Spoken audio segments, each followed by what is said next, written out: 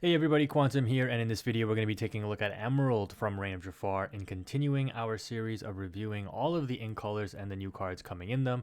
Again, you can see the ink pairings that are the dual inks from previous videos. So in the Amber video we reviewed the Amber Emeralds, and the Amethyst video we already reviewed the Amethyst Emeralds. So we're going to continue on here, and we're going to start with, I don't even know how to say that, Wilhelmina, I don't even know, Packard. 3 cost inkable, 3/4 for 1, so just a vanilla, not anything relevant. This new Basil is kind of interesting.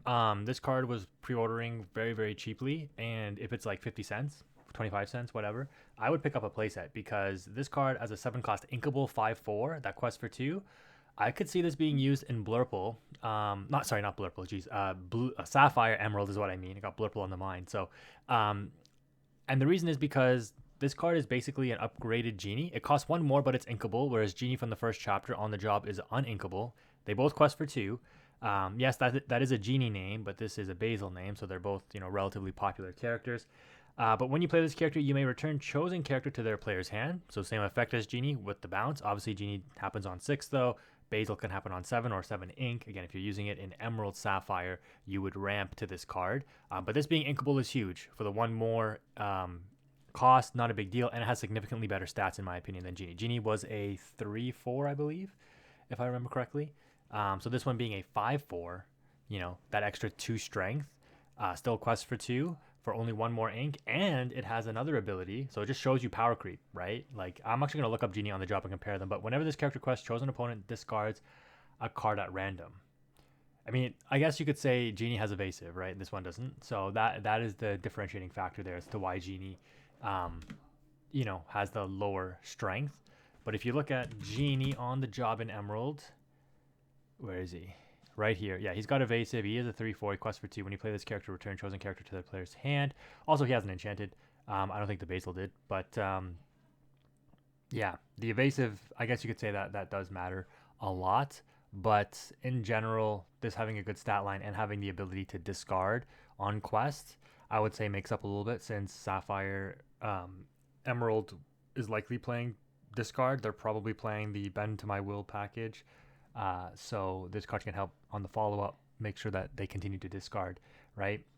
You bounce a character back, they have it in their hand now, they have to play it back out again, or they draw for turn, they have 2 cards in their hand or 3 or whatever, and then on the follow up, you quest, gain 2 lore, make them discard, and hopefully keep this card protected. So the evasive doesn't even matter on the Genie if the Basil is well protected.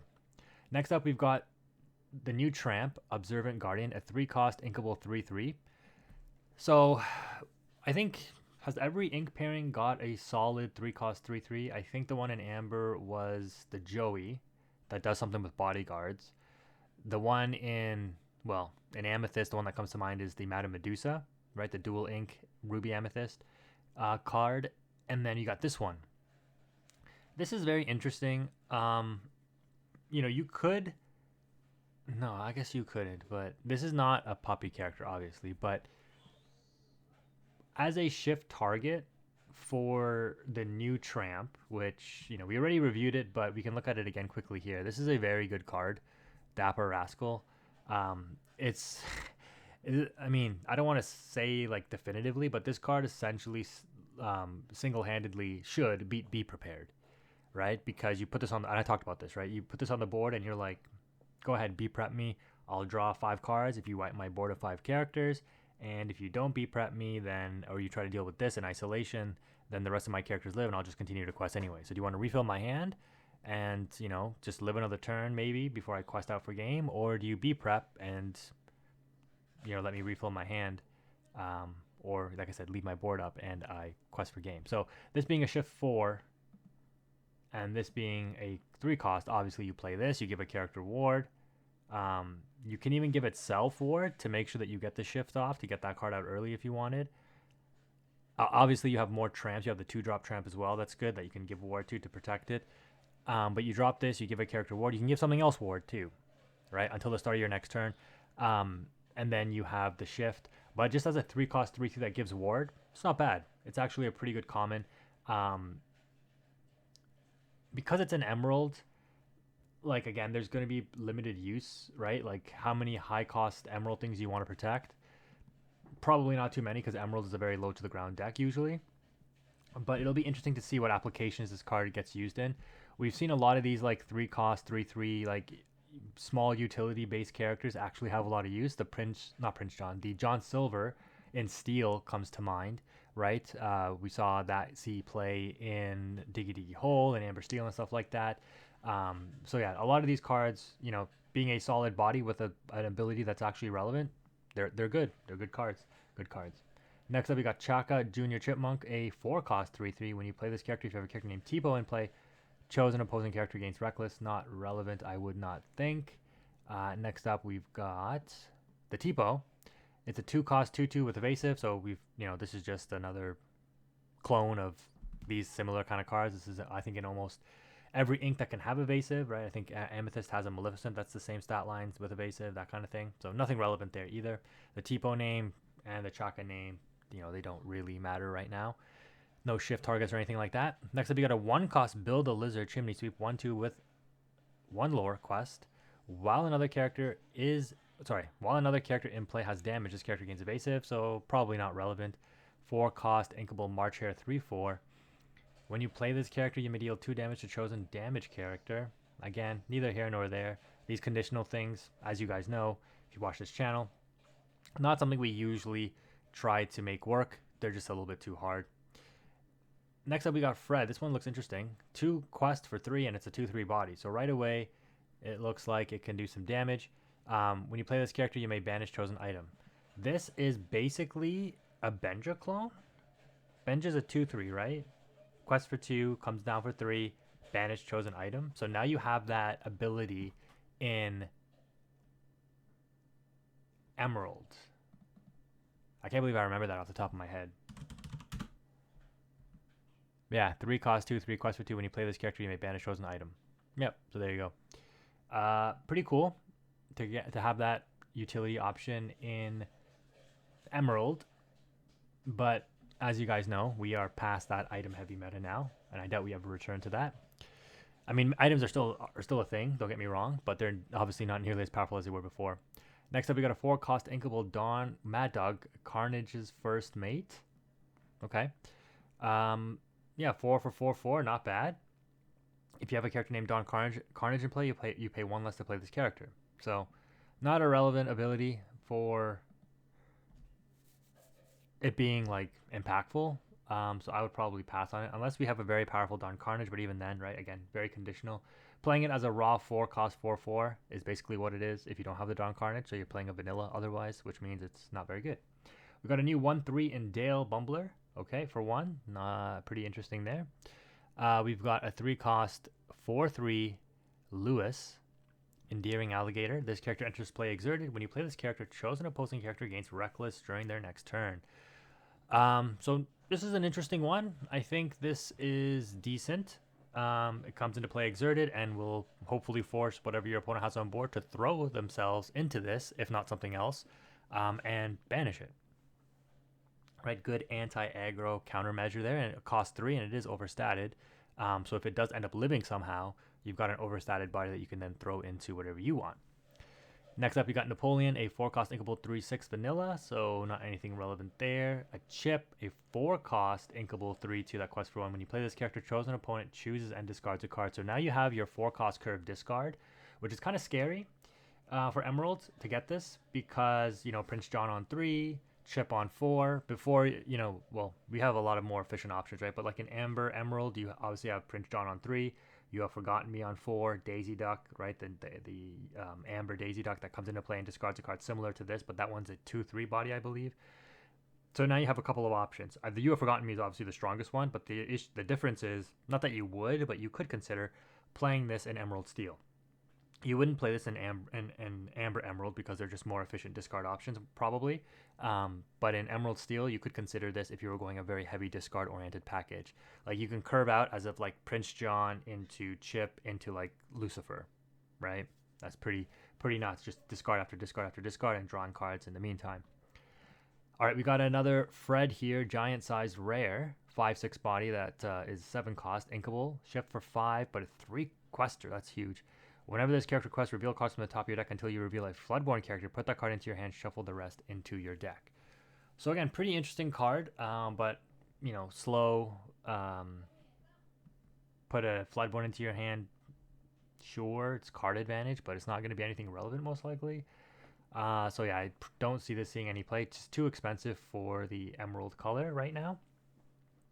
And again, you would play the Basil in the ramping version, but you probably don't play the Fred, right? You just don't need it. Next up, we got Gadget.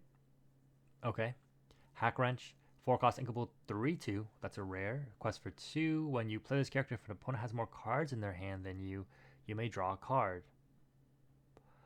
Okay. But yeah, underwhelming stats, gets outed easily, so the 2 quest is a liability, right? Because she gets eaten by a lot of different things. Doesn't get hit by Brawl though. But a very conditional draw that you probably are not going to need. All right, next up we got this legendary. In my opinion, this one is not very good. 6 cost inkable 5/5. Whenever this character quests, you may pay 2/2 ready another chosen character, and it quests for 2. So I mean, it is inkable and it is a 5/5 body, but if I'm looking at a 6 cost inkable 5/5, I'm looking at John Silver from the first chapter. Yeah, this thing has to survive and quest, and then you have to pay ink still to ready another character. I mean, the benefit is, right, like if you can protect this, say maybe you're able to have it with ward or something. Whatever you like, your turn readies up, and your big character is able to quest.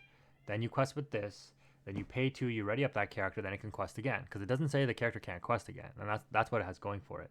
So what immediately comes to mind is something like, again, something big with ward, like the new Radigan in Sapphire. So again, could you play this in like a Sapphire deck? Maybe. The issue is, you're trying to set this up, your opponent's going to run you over in the meantime. So that's why I'm saying it's probably not going to be too competitively viable. Probably really good in draft though. Next up, you got Rapunzel. I talked about this on the reveal. It's also got an enchanted. Okay, interesting. 5 cost, inkable, 2/5. That is evasive. And when this character quests, chosen opposing character can't quest during their next turn. I mean, to make it more viable for constructed, they should have said on play and quest. But as it is in its current form, it's just very susceptible to a lot of things and very slow. So, in my opinion, not very good. And I'm happy about that. I'm happy that both of the Emerald legendaries are not going to be Diablo-esque kind of legendaries. So, good on that. Next up, we got Flynn Rider, 4 cost uninkable 1/4 that quests for 3. Whenever this character is challenged, the challenging character may choose and discard a card. If they don't, you gain 2 lore. So, it's an interesting card. In Flynn Rider fashion, it seems like, you turn this sideways and you expect your opponent to discard. The lore gain, I mean, I'm not sure how I feel about it. Like, I'm just like, sure, gain 2 lore. Like, if it's not in a state where it's going to be relevant. Obviously, you could be in states where, like, you have to discard, game states. Like, your opponent has to discard. So, I don't like it because it's uninkable. I mean, the 2-drop Flynn Rider was very efficient for what it did, right? It was a 2 cost inkable 1/2 that forced the discard if challenged. But now we have more ways to deal with characters other than challenging. So, similar susceptibilities with this card. So, in my opinion, not something that I would be looking at right now. We've got a dual ink Emerald Ruby Dormouse, 2 cost inkable 1/2 that quests for 1. When you play this character, you may put 1 damage counter on chosen character. So again, not anything that's going to be too relevant. Like there are a lot of Emerald cards that trigger with, if there's a damaged character on board, and you can do a lot of interaction with that damaged character. This also gets around resist, but unless that deck becomes more of a threat, I just don't see this card even being used in the damaged base Ruby Emerald deck that you would want to play this in. But I mean, maybe not. It would have to be like a 2/3 or something to be like acceptable, I think. Just thinking it through, like putting 1 damage counter could be relevant because it could out X and 1 characters, right? Which is straight up this card banishes something, but it's just too weak after that, like to warrant playing this, I think. So we've got a dual ink Alice, which is I think Ruby Emerald is a good dual ink color for Alice, right? But clumsy as can be, a rare 2/6 that quests for 2 and shifts for 3. Whenever this character quests, put 1 damage counter on each other character, including all of your own. So again, a very tough ask to make this work, I think, as a 6 cost, but it does shift for 3, so it does have a 3 cost reduction when you shift. And then it's hard to out if you do get it out on 3, right? It's hard to out because it's 6 willpower. So if you get this down early, your opponent's going to be struggling to try to deal with this, and in the meantime, you're going to be racking up those damage counters on your opponent's stuff. So, interesting card. Next up, we've got the final Emerald. Wait, is it the final? Well, the final character version of Emerald Ruby Dual Ink in the Queen of Hearts, a super rare from the set, 4 cost inkable, quest for 3. While there are 5 or more damaged characters in play, this character gets an additional 3 lore, making her quest for 6. So again, way too conditional, very far-fetched, probably not going to happen, not a card that I would be looking at. Moving on, we got a 2 cost inkable Hiro Hamada that is Emerald Sapphire. 1/3 for 2, but has the ability to exert and ready chosen Floodborn character. An ability that's potentially very, very strong, but obviously very, very slow, and as a 2 cost character, you're not playing this on 2, hoping to get this ability off anytime soon. I mean, maybe, because on turn 3, could you shift on what you played on turn 1, and then quest, then exert this to ready that up, but then this thing just gets eaten the next turn anyways, as soon as it's exerted, if it's a threat, right? So, neither here nor there. Next up, we've got a new Gogo Tamago, a 4 cost shift for 4, but is the other super rare in the set for Emerald, or one of the other super rares. And it is a 3/3 body. Whether you raw play this out or play it for 4, you are, or shift it for 4, I should say, you are paying that 4 cost. It is evasive, but it has 0 resistance. When you play this character, if you use shift to play her, you may put chosen character into their player's inkwell face down and exert it. So this is a pretty interesting card. I think this is a good card for Emerald Sapphire. The issue is, are you playing the shift targets? Because you really want to shift her, right? You shift her out on 4 or a little bit later, you take care of a very threatening card, right? Like you look at this card and it's basically Hades for 4, right? But you need the condition of the shift, which makes it significantly worse, but it's Hades for 4. So it's going to be a good card. You see how good Hades is, right? Like late game, being able to be like, yeah, let me put that card in your inkwell. I just don't want you doing stuff with that card. Like, that's pretty good. Again, you need the shift, which is a pretty severe limitation, but manageable. All right, we got Dawn Carnage, a 3 cost uninkable 3/2 that's an uncommon. It has evasive. Whenever you play an action that isn't a song, chosen opposing character gains a reckless during their next turn. So not something that I would think is super playable. We know that Emerald Steel wants to be a song deck. The action deck is probably Emerald Ruby, like the non-song action deck. So I would struggle to see where that would really work. Next up, we got the 5 cost Captain Hook. I talked about this on reveal as well. This one is a little scary because it shifts for 3, and we do have a reprint of the 1-drop Captain Hook from the first chapter, which we'll take a look at in just a second, I'm sure. But this is a 4/5 body that shifts for 3, quest for 2. Once during your turn, whenever an opposing character is damaged, your pirate characters gain +2 strength and resist +2 this turn, including itself. This is a pretty good ability. Just the fact that it's a shift 3. I talked about this. Just the fact that it's a 5 cost shift 3. Emerald Steel, all of their stuff is 5 costs, right? Whole new, well, not, you don't play Whole New Worlds, but like Bruno's. You could play Whole New Worlds if you're playing a mid-range version. Grab Your Swords if you were still playing that. Zeus, etc. Like there's a lot of good songs on both colors that you could play that you want more early access to a good singer, like a 5 cost card on turn 3, if you could. And then this character, in addition to that, will proc an ability if an opposing character is damaged.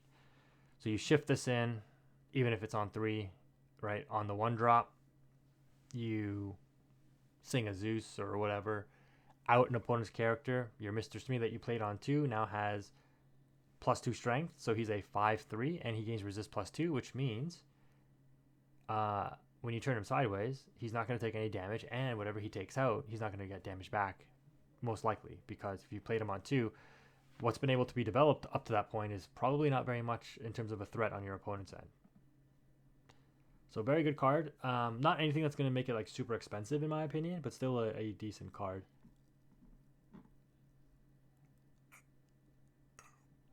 I just realized the hook is in steel, not emerald, so we won't be looking at the other one drop hook in this video, but when we get to the steel portion, obviously we will. All right, next up we got the final super rare in Maui Stubborn Trickster, a 6-cost inkable 4/4. When this character is banished, choose 1. It quests for 3, which is huge. Put 2 damage counters on all opposing characters, banish all opposing items, banish all opposing locations. This is a powerful card. The issue is, and I talked about this in the reveal video, does it fit in anywhere? The current iteration of Emerald Steel is very tight-knit as a discard deck. Probably a tier 1 bordering tier 0 discard deck in my opinion. I mean, it's not taking all the tournaments or anything like that, but you know, discard on with its curve can beat any deck. The deck is unbeatable with certain lines that you can see. Which is why the deck probably needs to go along with Steel Song, because it's the same thing. Like if Steel Song gets its game plan off, like it's almost impossible to come back from. But that's a topic for a different video. In this one though, you can, if you are playing like a mid-range version of Emerald Steel, I think you definitely play this. I don't think you play it outside of that really though. And the reason is because you can choose when you can proc this essentially, right? Crash this into something and put an extra 2 damage on it, right? If you didn't out it or something like that. Like, it's pretty good. Banishing all locations, probably not too relevant. They haven't really printed more locations. I think after they realized that we need to rethink how we're approaching locations, because we still need to make them good enough to play, but not too good that they're absolutely broken. Like, you know, what happened with the Queen's Castle on release, Library, McDuck Manor, obviously, those kinds of things. But yeah, you're not seeing locations en masse, so banishing all items, again, we're not really in an item-heavy meta anymore, so it's really just putting 2 damage counters on all opposing characters. And it quests for 3. Bagheera is a 5-cost inkable 4/3 that does essentially the same thing, but it deals the damage, doesn't put the damage counters on them, which means Bagheera does not play around resist, this does. This costs 1 more, you get 1 more willpower, you get 1 more lore quest, and you have a little bit more versatility in obviously what you want to do with it. Bagheera does have bodyguard though. So yeah, regardless, it's a decent card, I think. Again, don't see it fitting in anywhere right now, but it's definitely not a terrible card. Where are we? Did I lose my place? Okay. Next up, we got Honey Lemon, 4-cost inkable 3/3 body that quests for 2. Whenever you play a Floodborn character, if you use Shift to play them, you may return chosen character to their player's hand. Not anything that I see being super relevant here.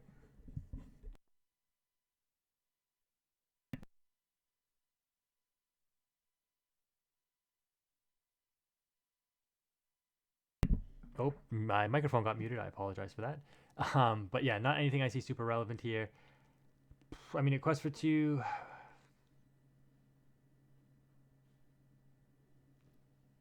Makes the Baymax robot, which I think is a really good card. It's a 6-cost uninkable, shift on anything or something like that.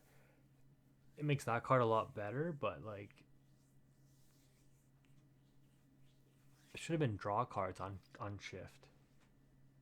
But I guess we have that in Amethyst, and this is not really the ink pairing to be drawing cards, as they say. So you're gonna have to live with the bounce, which means it probably doesn't get played at all, even in a Floodborn or mid-range deck like that you would put together for Emerald Sapphire.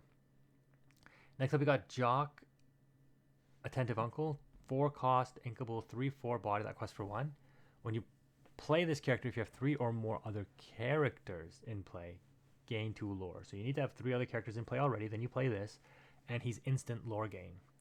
This card is a threat for Emerald. Amber Emerald Churnadog, Amber Emerald Aggro.